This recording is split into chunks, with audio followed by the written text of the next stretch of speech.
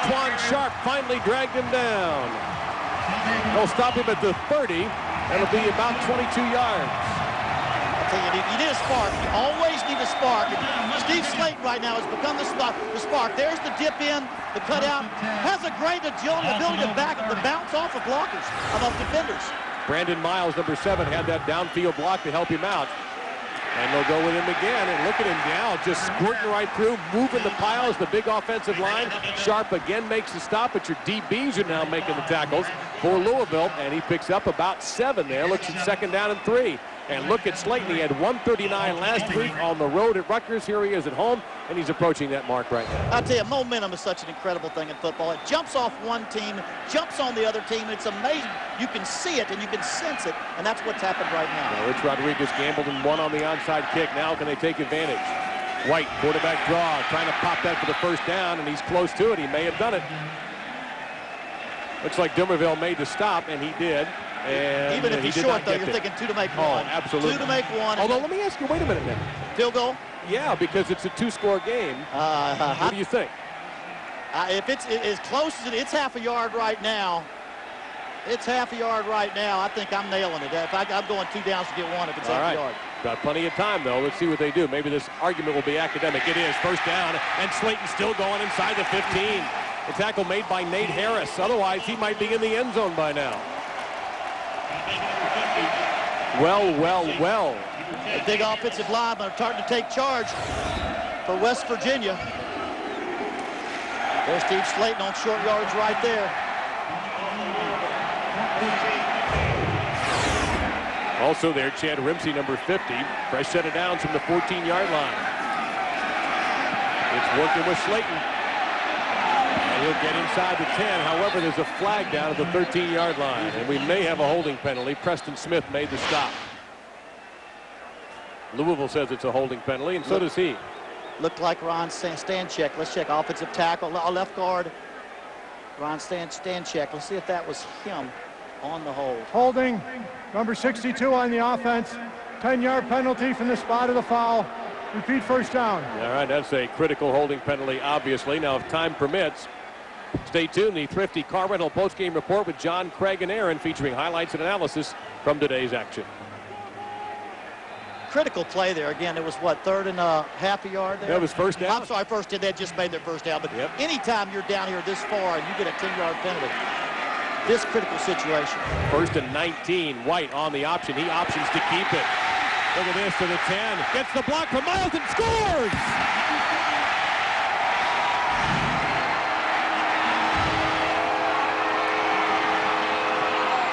But wait a minute. It's coming back.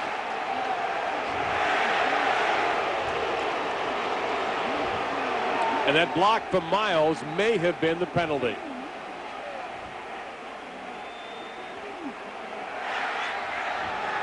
Holding, number 7 on the offense. 10-yard penalty from the spot of the foul. Remains 1st down. That's the only bit of good news for West Virginia, that it's still 1st down. And it's going to be about 1st and 10. 1st and what? A 1st and 11. So again, look at number 7 right here. The receiver as he runs out of the circle. Let go, let go. Yeah, he had his hands outside too. So they're going to call that almost every time. So it's from the 15-yard line. They've had 1st and 10, 1st and 19, now 1st and 11. The run game is working, though. Now they'll try the pass. Play it safe. Inside the 10, down to the 7-yard line. That is Miles. And that is Adrian Grady on the stop. Backing up Okoye there at that tackle position. Well, I tell you, all of a sudden, West Virginia has a nice mix of playing. See if there's a face mask. Right oh, there, look at right that. there, just That's on and off. 5-yarder. On and off. 2nd down.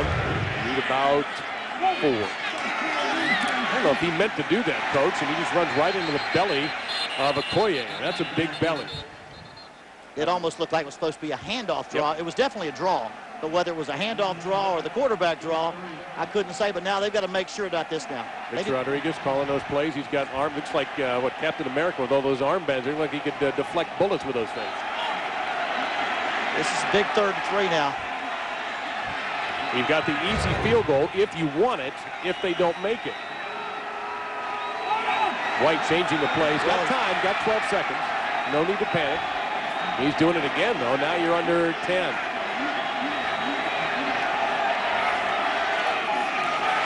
They go to the fullback, and no go. Didn't get there. They went to Owen Schmidt, the sophomore fullback, his first carry of the game.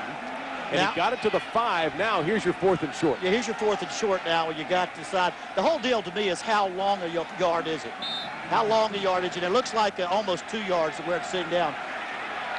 I mean, they're going to call a timeout, think about it, but with 2 yards now, I kick the field goal. I'll still give myself a chance. All right, he didn't quite get to the 5-yard line, so West Virginia's Rich Rodriguez has the decision. We'll see what it is when we come back.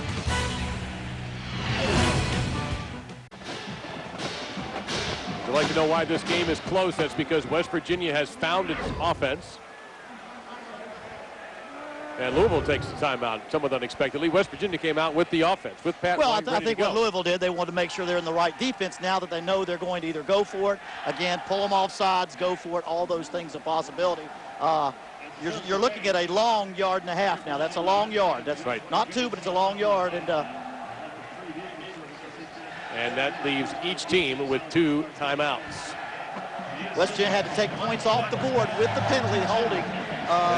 Had to take their touchdown back away, and so it's put them in a situation now where you got to have 10 points. I'm thinking 3 is enough for me to get us something positive. If they don't make it here, now there's 2 drives having to get 10. But well, let's take a look at our game summary here, and of course this game really turned after the touchdown with this onside kick. There's the big catch. There's the hole that cost them the score. It was brought back, leading to this right here now. All right, White comes back out. West Virginia not changing their minds. They're going to go for it. As Terry told you, though, that's not exactly 1 yard. West Virginia 1 for 2 on 4th down, 5 of 9 on the season. It'll be a great call if he makes it. It's more like a full 2. Got a lot of choices. You got Slayton with a career-high 140 yards, almost through the defense off sides there. Well, that's what I was saying. It's the first thing you want to do is pull them off sides. Now they're going to take what they call a box. He's making a box check. He's looking to the sidelines. Rich is looking up the press box, seeing what they want to see. Got to do something here. No, they got hit with a penalty. Well, this is where they don't get the timeout cost against them, and they still get a reasonable field goal. As I sat there and watched what was happening, Rich wanted to see what they did. Rich, you got to understand, Rich Rodriguez, the head coach, calls the plays. He gets the team to the line of scrimmage early. He has his coach in the press box now, giving him what the defense is. He may change the play, or if he doesn't like what the defensive end, he can now call timeout, take the delay, kick the field goal. Going to bring on Pat McAfee. Watch here. Up. See, that was the first. That was the total intent. Get him to jump off. I really thought that was the only thing to do. That's too far to go for it, I'm telling you. You're down 10, you kick the field goal. 28 yards for McAfee. And you can put that on the board. McAfee now 7 of 12 on the season. Well, what little surprises does West Virginia have in store for us when they kick off this time? We'll find out.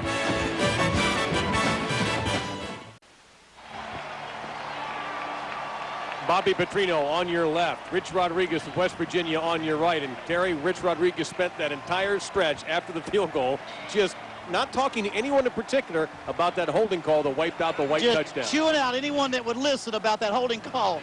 Caused the touchdown to come back. But now you got yourself a chance right here.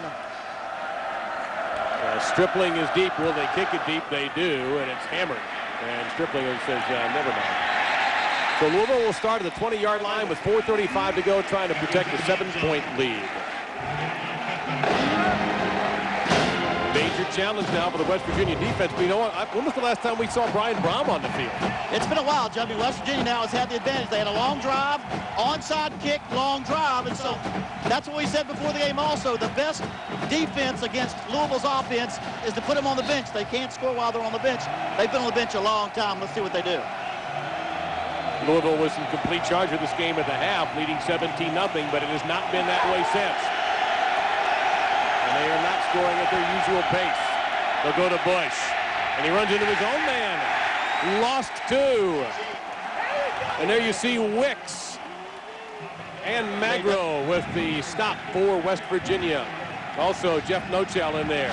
Well, today's Chevrolet players of the game are from Louisville, Michael Bush, and from West Virginia, Steve Slayton. Look at those numbers. I don't think you can pretty much argue Slayton also has a receiving touchdown today. In recognition of their efforts, Chevrolet will make a $1,000 contribution to each university's general scholarship fund. It's 2nd down and 12 for Louisville. Brom under pressure, passes tip, 3rd and 12 coming up. I'm going to tell you, this defense is fired up right now, this Mountaineer crowd. And I'll say it, I have to say it, a lot of Mountaineer fans aren't able to enjoy this right now because they took off at halftime. They're missing it. Thank goodness these young men didn't forget to come out at halftime because it's a whale of a ball game. These Mountaineers now, they're pumped up. Heavy-duty pressure that time. McLeod got his hand on the ball. Magro came in and belted Brom. 3rd down and a long 11. Louisville was doing a lot better at the start of this second half. Here come the Dogs. And he throws it away just before he was sacked. That'll be an incomplete pass, but that's going to be a 3-and-out. Lorello provides the pressure, and Louisville will have to punt. It's the pluses of that three defense. That's 3 linemen, 3 linebackers. They can blitz from anywhere. You don't know where it's coming. So although they're not big, they come from all over. You'll see the linebackers twist inside. Here comes the pressure from the outside right there. Mike Lorella, as you can imagine, getting the pressure on the quarterback. Boy, in this quarter, Brom is just 1 of 5 for 8 yards. West Virginia should get good field. Oh, they will. Look at this. Inside the 50 already. And down to the 40-yard line. On a return goes Vaughn Rivers. 40 yards away from tying this game. Let's go to New York and John Saunders. Well, guys, just as it looked like Joe Paterno was going to take his first defeat of the year, Michael Robinson took over. He gets a touchdown here earlier in the drive. He kept it alive with a 4th and 7, got 9 yards on a run, and Penn State leads 25-21. Steve Preston just had a nice run back on the kickoff, though, so Michigan has the ball with plenty of time left and in great field position. An excellent field position here, John. Thank you very much. From the 40-yard line, West Virginia with Pat White at quarterback. They'll option it. Slayton. Oh, he cut back. Louisville thought they had him, and they don't. And Slayton gets across the 25, a 16-yard pickup for the freshman. It's amazing how one young man can make a difference in a team, in a ball team. Steve Slayton has done that. But I also want to say something about Pat White. Right here, Pat White, watch him make the pitch, and then freshman Slayton, watch him make the cut. Those 2 young men have been the spark in the second half for West Virginia. It looked like he was surrounded when he got the pitch, and instead he found the only hole there was. 1st and 10. They'll stick with Slayton, and this time the Louisville defense responds. Good hit made there by number 22, Lamar Miles. Clock there you see. 2 timeouts for West Virginia. Louisville has 1 timeout. And really no need for them to take it at the moment. No, plenty of time. West Virginia, of course, utilizes a no-huddle situation. Quarterback will look at the defense and then they have the ability to change if he wants to. Looking to the middle, fires. And it is dropped by Miles as it was broken up by Gavin Smart, number 27. Miles had it inside the 5, and Smart knocked it loose. All you want is your players to make a play. Make a play. When they call your number, make a play. There it is. Make the play. Tough call. Good defensive play. Knocked it out of his hands before he looks could like Brandon Sharp, 35. Brandon Watch him Sharp. Over the top here, Terry. There's the ball in the hands, though.